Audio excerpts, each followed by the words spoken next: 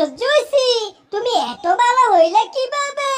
এত টাকা খরচ করতেছো, সত্যি তুমি আমার মুখটাকে উজ্জ্বল করছো।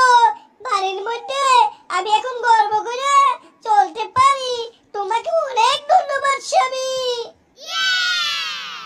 এই জরিনা, আমি একটা বিষয় বুঝতেছি না। আমার শ্বশুরও কইলো আমি নাকি 4,000-এর জায়গায় 5,000 টাকা দিছি। তুমিও কইতেছো আমি অনেক খরচ করতেছি। এই আমি তো টাকাই আনি নাই, আমি কেমনে খরচ করতেছি বুঝতে পারতাছি না তো।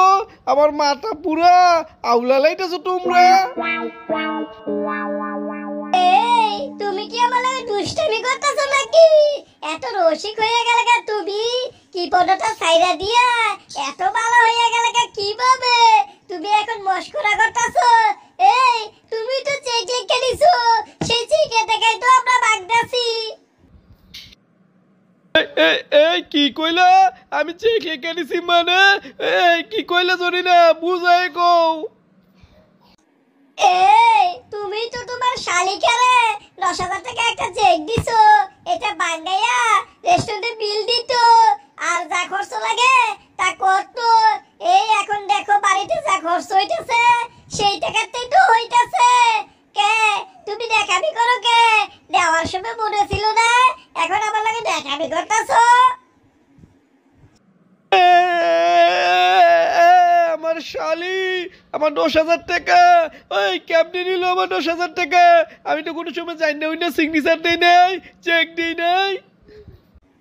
আরে আমার স্বামী, তুমি কি ভুইলা গেছো গা?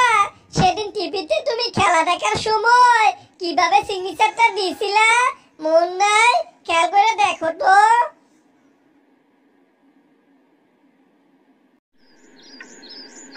ও দুলা ভাই, কি করতেছেন? আমার একটা কাজ করে দিতে হইব।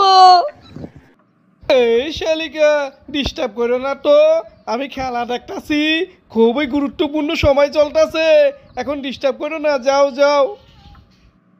ও দুলা ভাই, তেমন কোনো কাজ না। আমার কলেজে ফর্মটা পূরণ করে জমা দিতে হইব। এখন একজন অভিভাবকের সিগনেচার লাগবো। আব্বু তো বাসায় নাই, তাই আপনি সিগনেচারটা দিয়া দেন। ও এই ব্যাপার, দেও দাও, তাড়াতাড়ি দেও, সিগনেচারটা দিয়ে দেই, তাড়াতাড়ি দাও।